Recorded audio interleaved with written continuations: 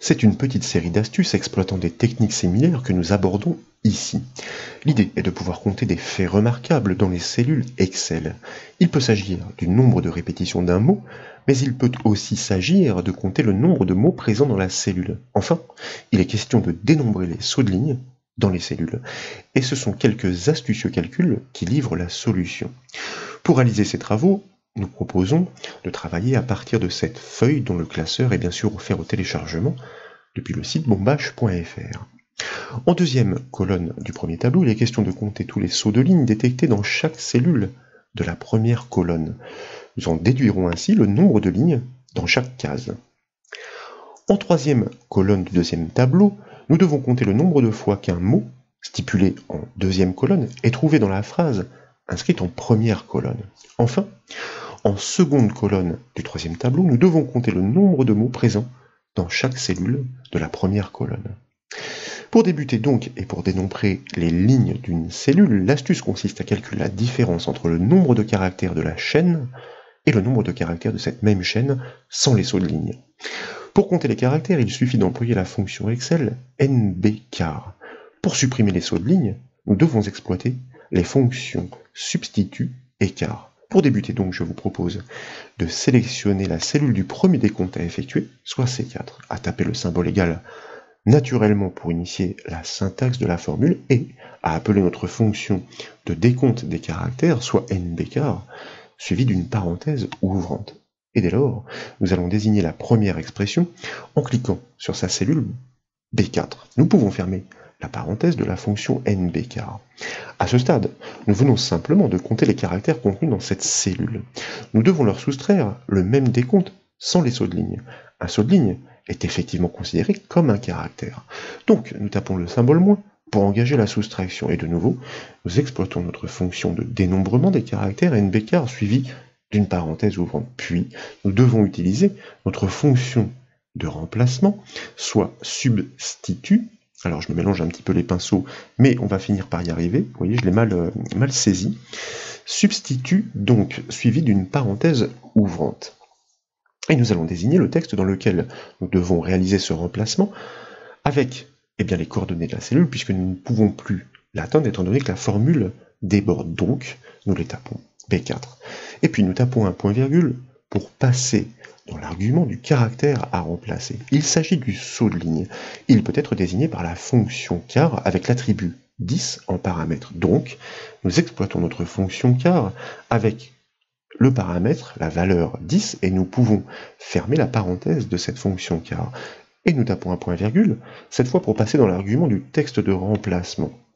Et là, je vous invite simplement à inscrire 2 guillemets consécutifs. Ainsi, en remplaçant chaque saut de ligne par une chaîne vide, nous allons les supprimer tous. S'ils existent, le décompte sera forcément inférieur au précédent, et cette différence nous livrera le nombre de lignes. Nous fermons donc la parenthèse de la fonction substitut, nous fermons la parenthèse de la fonction nbchar, et là je vous invite à ajouter une unité à ce résultat, soit plus 1.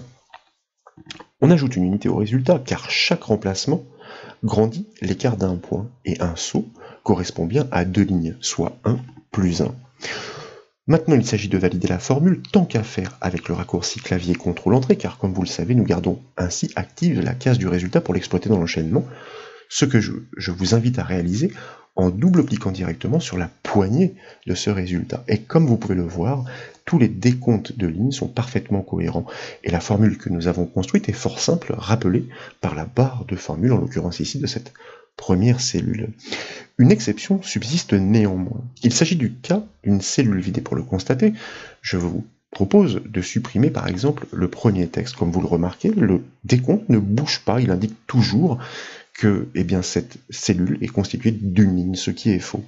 Pour gérer cette exception, il suffit simplement d'englober notre calcul dans un test grâce à la fonction si. Donc nous sélectionnons cette cellule, nous nous plaçons après le symbole égal, nous exploitons notre fonction conditionnelle, le test naturellement porte sur cette première phrase, entre guillemets. Donc, est-ce que cette cellule est vide, égale, guillemets, guillemets? Si oui, alors, nous renvoyons le vrai décompte, donc 0, sinon, nous engageons le calcul du décompte du nombre de lignes dans chacune de ces cellules. Et nous n'oublions pas de fermer la parenthèse de la fonction si à la fin de la syntaxe. Nous pouvons donc de nouveau valider notre calcul. Nous pensons bien le répliquer sur la hauteur du tableau, et cette fois-ci, si vous supprimez l'un ou l'autre de ces textes, eh bien vous constatez que le décompte est parfaitement cohérent. Ensuite, nous devons compter les répétitions d'un mot dans une phrase. L'astuce consiste à calculer la différence entre le nombre de caractères dans la cellule et ce même nombre soustrait des caractères issus du mot cherché. Pour cela, nous avons une fois encore besoin des fonctions Excel nbcar et substitut. Pour débuter donc, je vous invite à sélectionner la première répétition à trouver en cliquant sur sa cellule G4, à taper naturellement le symbole égal pour initier la syntaxe de la formule, et là, nous allons tout de suite ouvrir une parenthèse, car nous le verrons, le calcul devra être divisé par un facteur pour aboutir au résultat escompté. C'est la raison de cette factorisation amorcée. Nous exploitons de nouveau notre fonction de décompte des caractères nbcar suivie d'une parenthèse ouvrante, et nous allons désigner la première phrase en cliquant sur sa cellule E4. Puis, nous fermons bien sûr la parenthèse de cette fonction nbcar qui n'attend qu'un seul argument. À ce stade, comme précédemment, nous sommes donc censés connaître le nombre total de caractères contenus dans la cellule. Nous devons lui imputer tous les caractères issus du mot cherché. Donc, nous tapons le symbole moins pour annoncer la soustraction à suivre. Puis, nous engageons un nouveau décompte grâce à notre fonction nbcar. Il s'agit de faire ce décompte sans justement ces mots-clés cherchés. Donc, nous devons les remplacer. Nous exploitons de nouveau notre fonction substitut suivie d'une parenthèse ouvrante pour accueillir ces arguments. Le premier, eh bien, il s'agit du texte dans lequel nous devons remplacer ces mots.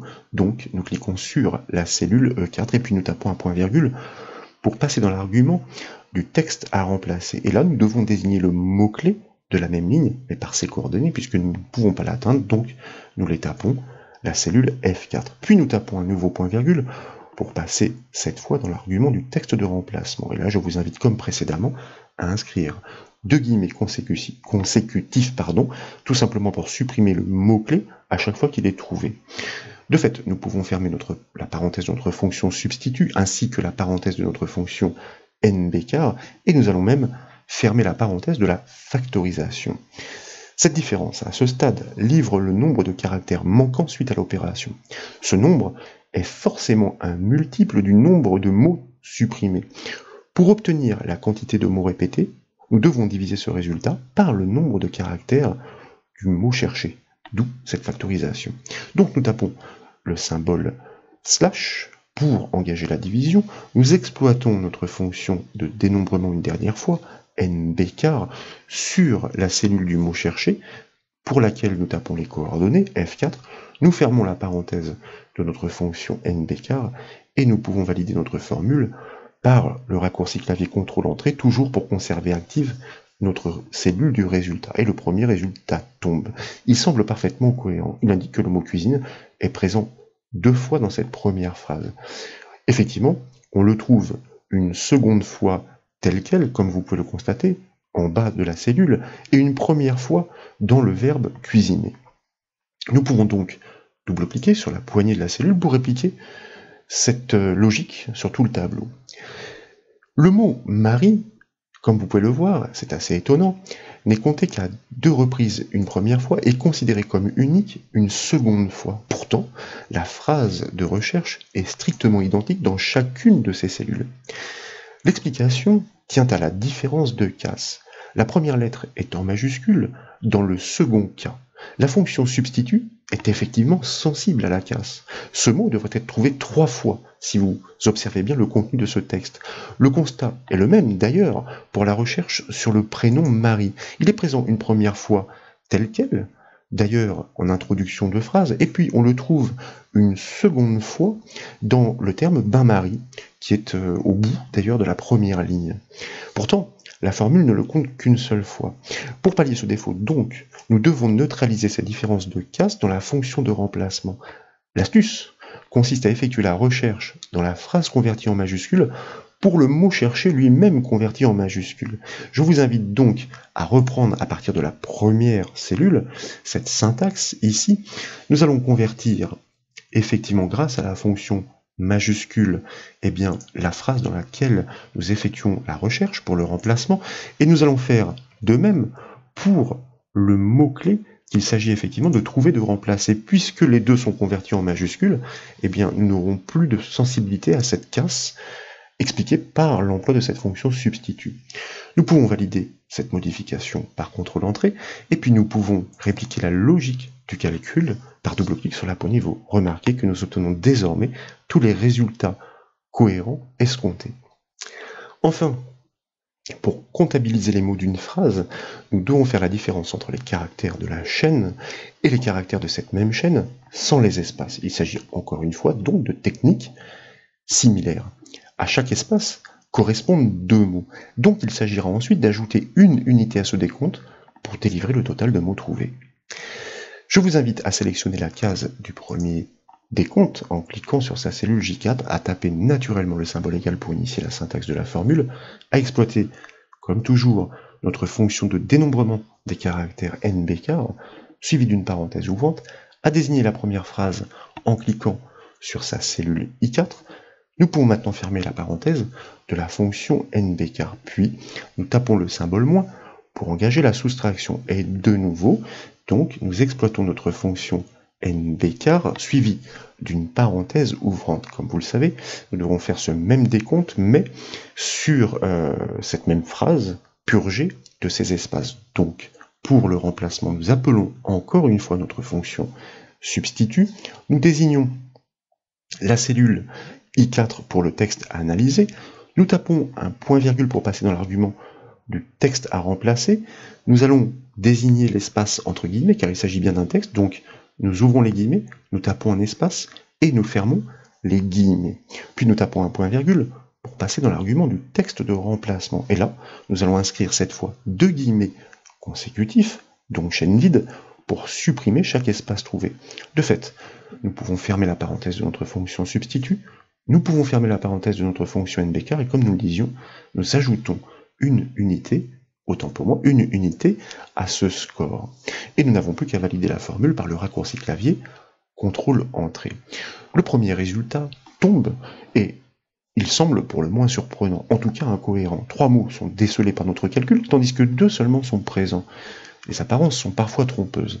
Et pour le constater, je vous invite à double-cliquer sur cette cellule I4. Cette astuce permet de l'atteindre en mode saisie. Et comme vous pouvez le voir, le caractère est placé, le point d'insertion, après un caractère après le dernier mot. Cela signifie tout simplement qu'il y a un espace qui s'est caché, qui s'est glissé à la fin de cette phrase, qui trompe notre calcul, qui, justement, on déduit qu'il y a un mot supplémentaire puisque les espaces sont faits pour pouvoir séparer les mots. Je vous invite maintenant à enfoncer la touche échappe du clavier pour sortir du mode saisie. Et nous allons de nouveau sélectionner la cellule du même résultat, c'est-à-dire la cellule J4. Je vous propose de double-cliquer sur la poignée pour répliquer encore une fois la logique sur tout le tableau, et en l'espace d'espace résiduel, tous les autres décomptes semblent effectivement parfaitement cohérents. Si vous ajoutez un mot à l'une des expressions, ici par exemple, nous pourrions, avec un espace, cela va de soi, et bien validation, constater qu'il est effectivement pris en considération. Et la formule que nous avons bâtie est vraiment triviale. Mais nous devons l'adapter et l'améliorer pour 2 raisons. Elle doit ignorer les cellules vides, comme lors du premier calcul. De plus, elle doit neutraliser tous les espaces situés aux extrémités des chaînes et non entre les mots. Et c'est l'occasion de présenter une nouvelle astuce. Elle consiste à découvrir la fonction Excel supprespace. Cette dernière permet de supprimer tous les espaces qui ne sont pas intercalés entre 2 mots. Donc, eh bien, de retour dans la barre de formule pour ce premier calcul, nous engageons tout d'abord un test sur la phrase analysée, donc sur la cellule I4. Est-ce que cette cellule est vide? Comme pour le premier calcul, eh bien si tel est le cas, point virgule, à ce moment-là, nous ne faisons rien, nous n'engageons aucun décompte, nous répondons par guillemets, nous pourrions répondre par 0, d'ailleurs ça paraît effectivement un peu plus cohérent, 0, point virgule. Dans le cas contraire, nous allons effectivement réaliser ce décompte. Nous n'oublions pas de bien fermer la parenthèse de notre fonction-ci à l'issue de la syntaxe. Mais ce n'est pas terminé, car nous devons ici faire en sorte que dans cette phrase analysée, ces espaces résiduels que nous avons constatés aux extrémités soient purgés, donc si d'aventure ils existaient. Et pour cela, eh bien, sur le premier décompte, nous allons engager notre fameuse fonction supprespace sur cette cellule du texte analysé. Nous n'oublions pas de fermer la parenthèse de cette fonction supprespace. Nous pouvons valider donc par contrôle-entrée, répliquer cette logique sur la hauteur du tableau, et vous constatez que, eh bien, désormais, notre calcul n'est plus leurré par cet espace résiduel qui se trouvait en bout de chaîne, puisqu'il a été supprimé à la volée grâce à cette fonction qui faisait figure de nouvelle astuce. Voilà donc pour ces démonstrations, j'espère qu'elles vous ont plu. Si c'est le cas, comme toujours, je compte sur vous pour mettre un petit j'aime à la vidéo, et comme vous le savez, vous pouvez retrouver toutes les formations et toutes les astuces sur le site bombache.fr. Je vous remercie.